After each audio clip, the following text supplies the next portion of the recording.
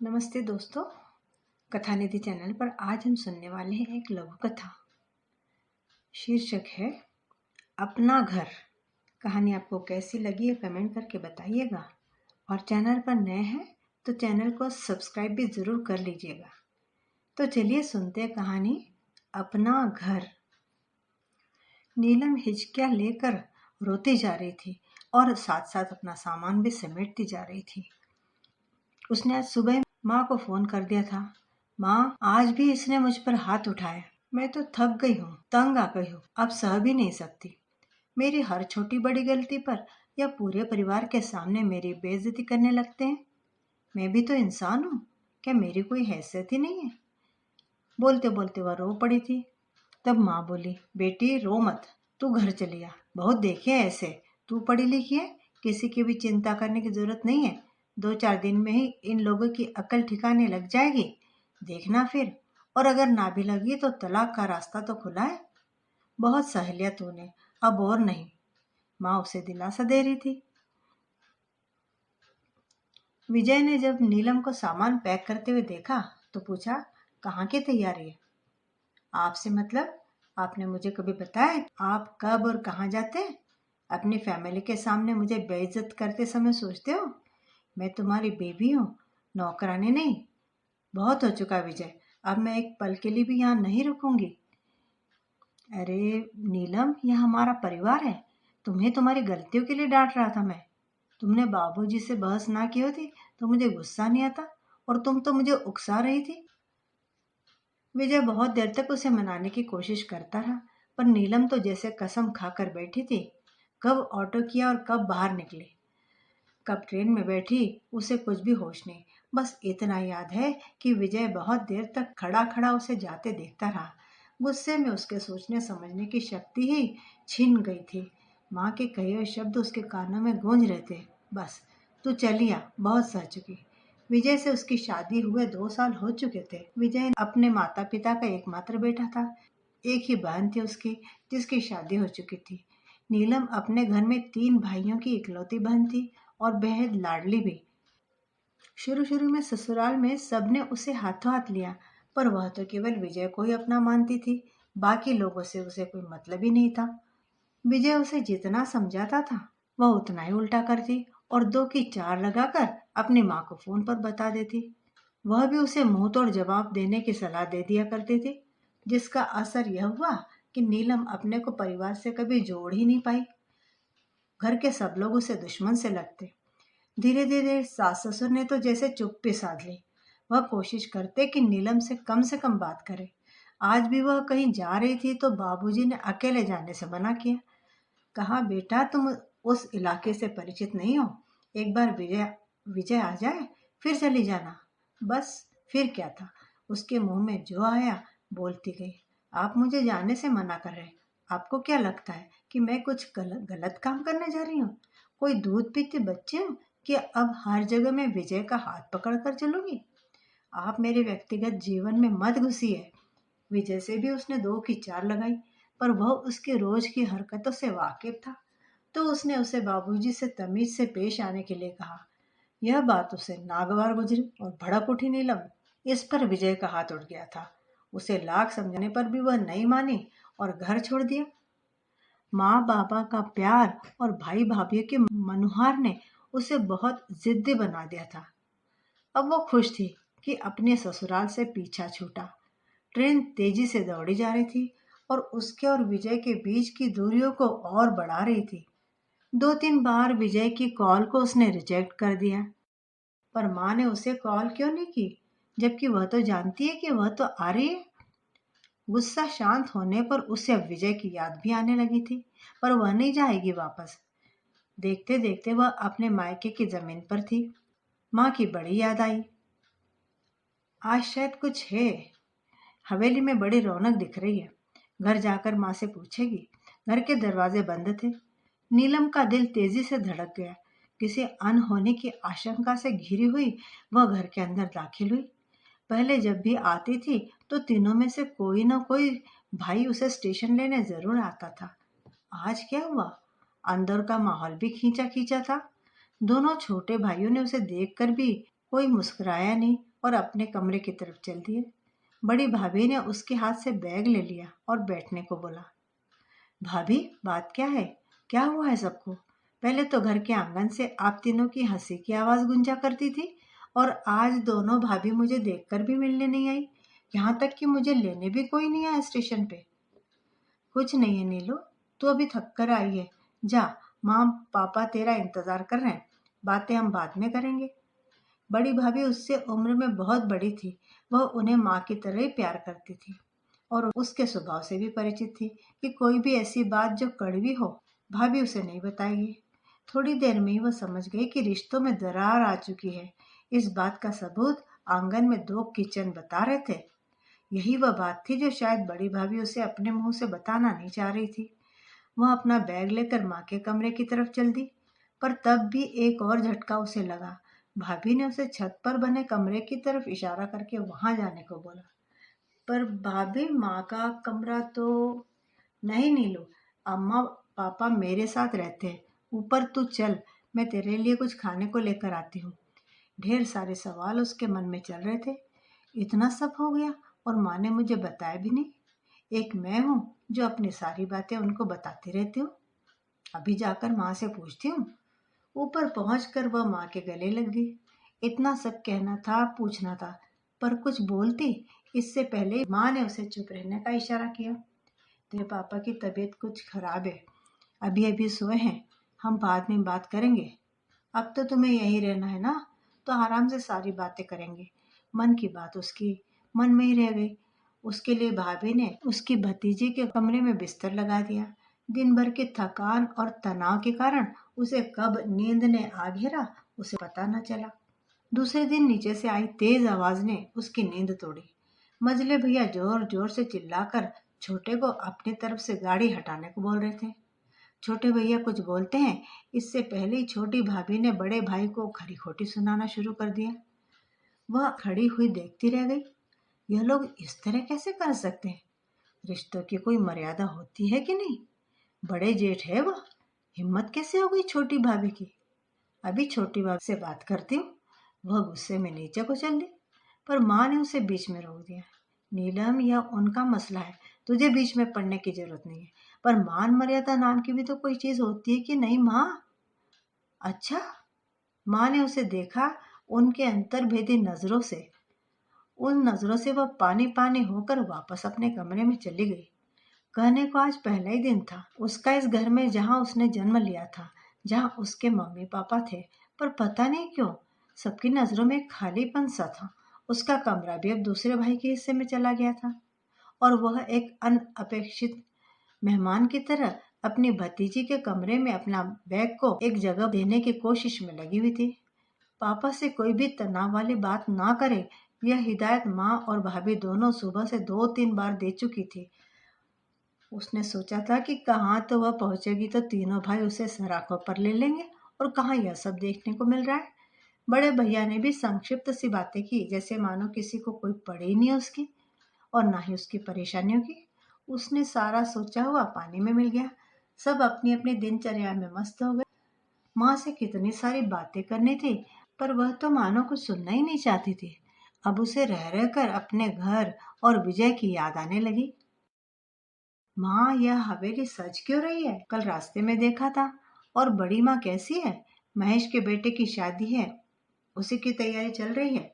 कल चलना है सबको। मैं तो शायद नहीं जा पाऊंगी, तेरे पापा की हालत ठीक नहीं है, पर तू बहुओं के साथ चले जाना। बड़ी माँ भी अब अपने दिन गिन रही है, कल जाएगी तो मिल लेना।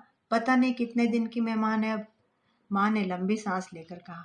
नीलम बचपन से हॉस्टल में पढ़ी थी, पर जब गर्मियों की छुट्टियों में घर आती तो बड़ी हवेली जरूर जाती। ठाकुर चाचा और उसके पिता बचपन के दोस्त थे। बड़ी अम्मा ठाकुर चाचा की बहन थी, जो अपने पति से अलग होकर हवेली में ही रहती थी।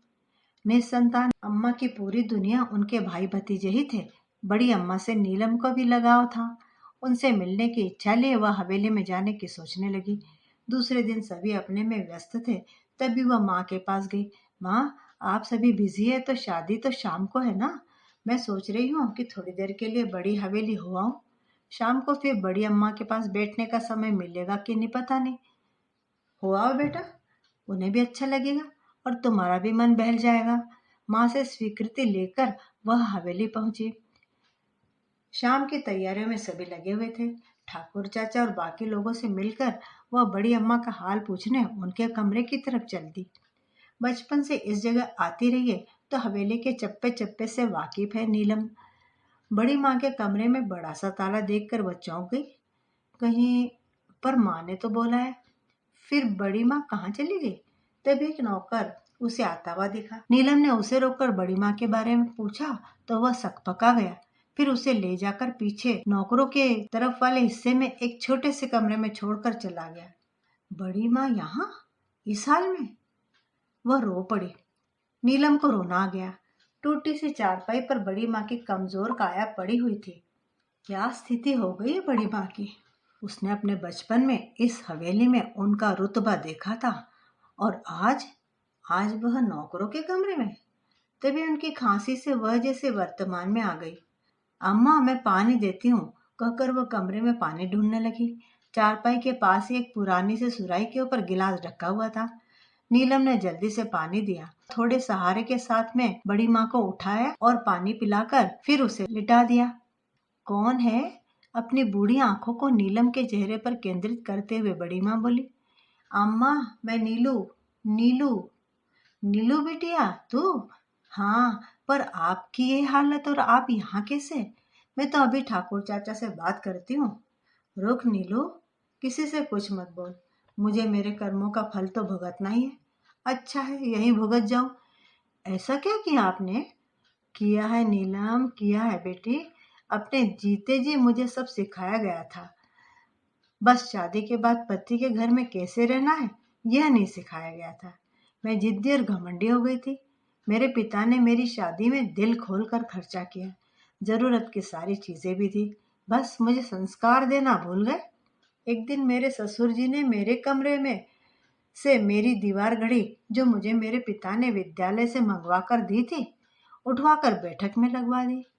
बस फिर क्या था, मैंने आव देखा न था। यह भी नहीं सोचा कि उस समय वहां कितने लोग मौजूद है। बाहर जाकर अपनी घड़ी उतार लाई और उनको सबके सामने भिखारी बोल दिया। मेरे पति ने उनसे माफी मांगने के लिए कहा मुझे, पर मैं बहुत घमंडी थी। अपने पिता की दौलत पर झुकने से अच्छा उस घर को छोड़ना ज्यादा सही लगा मुझे। यहाँ चली आई हमेशा के लिए। पहले तो एक दो बार उन लोगों के संदेश भी आए, पर फिर बाद में वह भी आना बंद हो गए। उन्होंने दूसरी शादी कर ली। आज अपने घर में होती तो नाती पोतों वाली होती, मेरी भी इज्जत होती। जब तक मेरे पिता और भाइयों की चली मेरी भी हवेली में चली। पर अब भतीजों का राज है। आजकल कोई अपने माँ बाप को ना पूछे मैं क्या चीज हूँ। जब से बीमार हूँ यहाँ डाल दिया। कहते हैं बीमारी फैल जाएगी। बड़ी अम्मा फिर से खांसने लगी थी। सुनकर नीलम सन्न से रह गई थी। क्या बोलती? घर वापस आ गई। शाम को बेमन से शादी में शामिल हुई, पर अब मन कहीं और था। रात में कब सोई पता नहीं चला। वह शीशे के सामने खड़ी थी, एकदम से बूढ़ी, सफेद बाल, झुको ही कमर। यह जगह कौन सी है? Store room? यहाँ तो कबाड़ रखते हैं। वह यहाँ क्यों है? फिर खांसी भी आ रही है। खो खो खो, पानी पानी। पसीने में लथपथ उसकी नींद खुल गई। क्या हुआ नीलो, कोई बुरा सपना देखा क्या? माँ उसे पानी देकर पूछने लगी। हाँ नहीं, हाँ अभी भी उसका माथा पसीने से तर है। सुबह उठने पर माँ बोली, नीलू देख बेटी फ्रेश हो जा पहले, फिर अपना सामान स्टोर रूम वाले कमरे में लगा ले। वो क्या है ना, अब तुझे यहीं पर तो रहना है तो अलग कमरा तो चाहिए ही ना। तो मैंने स्टोर रूम की सफाई करा दी है। आज से तू वहीं रहना। नीलम चौंक गई। उसका एसी बेडरूम कहाँ और कहाँ वह स्टोर रूम? उसे अपने सपने में देखी बातें सच होती हुई सी दिखाई देने लगी। नीलम फिर पसीने में नहा गई। माँ से यह उम्मीद तो बिल्कुल भी नहीं थी। उसे खूब रोना आने लगा। अब उसे अपनी सारी गलतियां याद आने लगती है। उस दिन भी तो बाबूजी उसके और विजय के बीच बीच बचाव ही कर रहे थे, जब वह उन्हें मारने आगे बढ़ चुकी थी। अगर विजय बीच में नहीं आते तो उसका हाथ उठ चुका था। इसी कारण विजय मजबूर हो गए थे और उस पर हाथ उठा दिया था। कोई भी औलाद अपने पिता की बेइज्जती कैसे देख लेता, पर वह ये सब छुपा गई थी। आज सब याद आ रहा था। विजय भी बहुत याद आ रहे थे और घर की भी उसे खूब याद आ रही थी। उसने अपना मोबाइल उठाया। विजय के ढेर सारे मिस कॉल थी जिसे उसने गुस्से में उठाया ही नहीं था। आज हिम्मत करके कॉल की।